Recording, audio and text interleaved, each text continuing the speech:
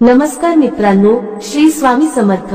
स्वामी कृपेने तुमच्या सगळ्या इच्छा पूर्ण होवोत हीच स्वामींचरणी प्रार्थना. ज्या घरात गुरुवारच्या दिवशी ही दोन कामे केली जातात ते लोक धनश्रीमंत होतात. त्या कुटुंबाची रात्रंदिवस प्रगती होत जाते. पैशांसंबंधित अडचणी दूर होतात. माता लक्ष्मीची अखंड कृपा तुमच्या कुटुंबावर राहते. तर कोणती आहेत ही दोन कामे व त्यासोबतच आपण अतिशय साधे सोपे आणि अचूक उपाय सुद्धा आजच्या व्हिडिओमध्ये पाहणार आहोत. यासाठी तुम्हाला कोणतीही पूजा, पाठ, व्रतवैकली, अनुष्ठान करण्याची गरज नाही. तुम्ही हे उपाय प्रत्येक गुरुवारी करू शकता. यामुळे तुमचा बृहस्पती ग्रह हा मजबूत होतो. पण त्याआधी तुमची ही श्री स्वामी समर्थ महाराजांवर श्रद्धा असेल तर व्हिडिओला मनापासून एक लाईक नक्की करा आणि कॉमेंट बॉक्स मध्ये श्री स्वामी समर्थ लिहायला विसरू नका. चॅनेल सबस्क्राईब करा. हे उपाय प्रत्येक गुरुवारी केल्यामुळे आपला गुरुग्रह मजबूत होतो. बृहस्पती देवांचा वार हा गुरुवार असल्यामुळे गुरुवारी केलेले जे उपाय असतात त्यांच्यामुळे आपल्या सर्व मनोकामना पूर्ण होतात. ज्या अडचणींचा आपण सध्या सामना करत आहोत त्या अडचणी हळूहळू दूर होतात. भाग्याची साथ आपल्याला मिळू लागते. तसेच नवरा मुलं आपले सर्व ऐकू लागतात. तसेच ज्या महिलांना संतान सुख नाही त्या महिलांना संतान सुख मिळतं. तसेच घरातील महिलेने जर हे उपाय केले तर त्या घरात आनंददायी वातावरण निर्माण होते. घरात सुख समृद्धी निर्माण होते. एक यातील पहिला उपाय म्हणजे यासाठी तुम्हाला एक वाटीभर तांदूळ घ्यायचे आहेत आणि या वाटीभर तांदूळामध्ये तुम्हाला थोडेसे पाणी आणि थोडीशी हळद टाकून हे तांदूळ पिवळे करून घ्यायचे आहेत. आणि हे वाटीभर तांदूळ तुम्हाला तुमच्या घराच्या आसपास किंवा घराजवळ जिथे पक्षी येतात किंवा तुमच्या गॅलरीमध्ये किंवा घराच्या छतावरती तुम्हाला हे वाटीभर तांदूळ पक्ष्यांसाठी ठेवायचे आहेत. गुरुवारी सकाळी तुम्हाला हा उपाय करायचा आहे. यामुळे काय होतं तर जे पक्षी असतात तर ते पक्षी पिवळे तांदूळ खातात. आपल्याकडून नकळतपणे गुरुवारच्या दिवशी अन्नदान हे होत राहत. त्यामुळे आपल्या कुंडीतील गुरुग्रह हा मजबूत होतो. गुरुग्रह बृहस्पती देव आपल्यावरती प्रसन्न होतात आणि यामुळे आपल्या आयुष्यात, आपल्या जीवनात ज्या काही समस्या आहेत त्या आपल्याला हळूहळू कमी होताना दिसू लागतात. दुसरा उपाय म्हणजे गुरुवारच्या दिवशी तुम्हाला तुमच्या जेवणामध्ये पिवळ्या पदार्थांचा समावेश करायचा आहे. जसे की हरभऱ्याची डाळ असेल, बेसन असेल, त्यापासून आपल्याला जी काही भाजी बनवायची असेल तर ती बनवायची आहे. किंवा पिवळ्या रंगाच्या फळांचा आपल्या आहारामध्ये समावेश करायचा आहे.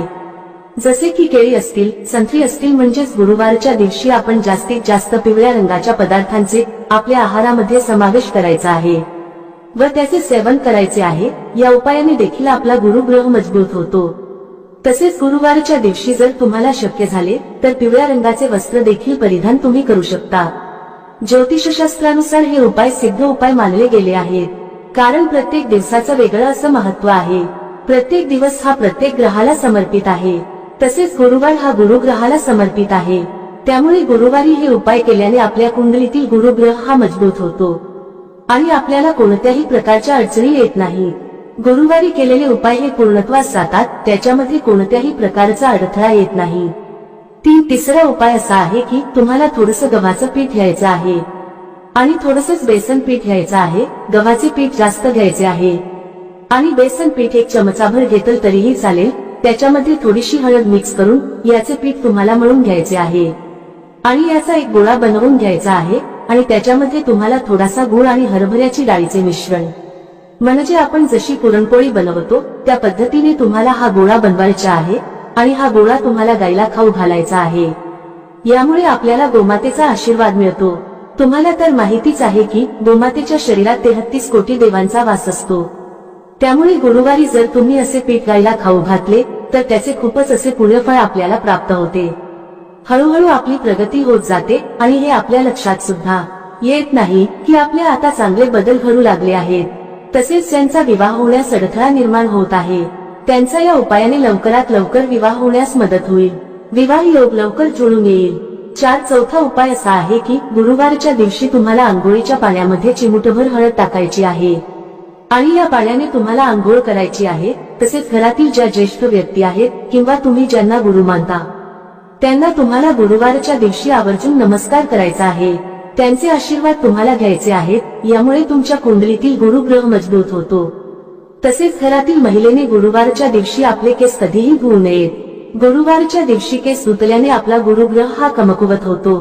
त्यामुळे गुरुवारच्या दिवशी केस कधीही धुवू नयेत. जर तुम्हाला खरोखरच गुरुवारच्या दिवशी केस धुणे आवश्यक असेल तर तुम्ही आंघोळीच्या पाण्यामध्ये थोडेसे कच्चे दूध टाकून आपले केस धुवू शकता. पाचवा उपाय असा आहे की गुरुवारच्या दिवशी तुम्हाला एका तांब्याच्या कलशामध्ये पाणी घेऊन त्यामध्ये तुम्हाला थोडेसे कच्चे दूध मिक्स करून तसेच त्यामध्ये थोडीशी चिमूटभर हळद देखील टाकायची आहे आणि हे पाणी तुम्हाला तुळशीला अर्पण करायचे आहे. यामुळे भगवान विष्णू आणि माता लक्ष्मी तुमच्यावरती प्रसन्न होतील आणि भगवान विष्णू आणि माता लक्ष्मीचा आशीर्वाद तुमच्यावरती कायम राहील. तसेच गुरुवारच्या दिवशी तुम्ही सूर्याला जेव्हा अर्घ्य देता तेव्हा त्या पाण्यामध्ये तुम्हाला थोडासा गुळ आणि थोडीशी हळद मिक्स करून या पाण्याने तुम्हाला सूर्यदेवाला अर्घ्य द्यायचा आहे. यामुळे सूर्यदेव देखील तुमच्यावरती प्रसन्न होतील आणि तुम्हाला चांगले आरोग्य देखील प्राप्त होईल. तसेच गुरुवारच्या दिवशी तुम्हाला केळीच्या झाडाची पूजा देखील करायची आहे. जर तुमच्या घरामध्ये किंवा घराच्या आसपास केळीचे झाड असेल तर गुरुवारच्या दिवशी तुम्हाला केळीच्या झाडाची पूजा नक्की करायची आहे. कारण केळीच्या झाडांमध्ये भगवान विष्णूंचा वास असतो आणि जिथे भगवान विष्णू असतात तिथे माता लक्ष्मी असतेच. तसेच गुरुवारच्या दिवशी तुम्हाला केळीच्या झाडाला थोडी हळद मिक्स करून असे पाणी अर्पण करायचे आहे. यामुळे सुद्धा भगवान विष्णू आणि माता लक्ष्मी प्रसन्न होतात आणि त्यांचा आशीर्वाद आपल्यावरती कायम राहतो. घरात सुखद समृद्धी राहते आणि ज्या काही अडचणी असतात त्या अडचणी हळूहळू कमी व्हायला सुरुवात होते. तसेच गुरुवारच्या दिवशी तुम्हाला थोडीशी हळद आणि चंदन मिक्स करून त्याचा टिळा आपल्या कपाळावरती लावायचा आहे. यामुळे सुद्धा भगवान विष्णू प्रसन्न होतात आणि गुरुग्रह हा मजबूत होतो. गुरुवारच्या दिवशी थोड्याशा पाण्यात हळद मिक्स करून हे पाणी तुम्हाला तुमच्या घरामध्ये शिंपडायचे आहे.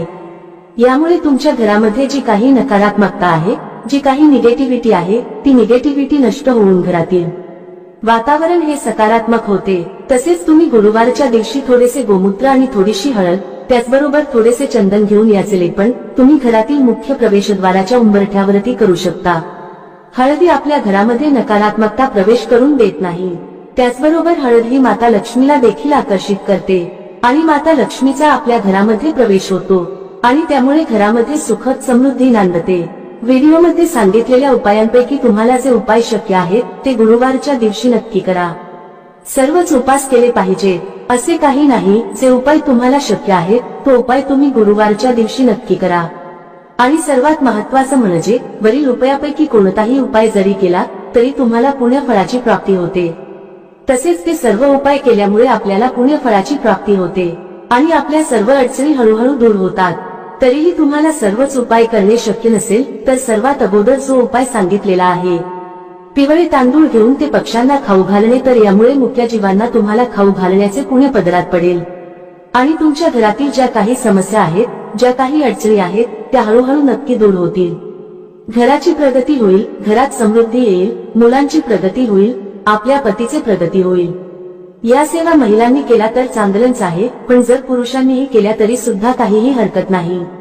जर तुम्हाला हा माहितीपूर्ण व्हिडिओ उपयुक्त वाटला असेल तर व्हिडिओला एक लाईक नक्की करा आणि कॉमेंट बॉक्स मध्ये श्री स्वामी समर्थ नक्की लिहा. चॅनेल सबस्क्राईब करा. धन्यवाद. श्री स्वामी.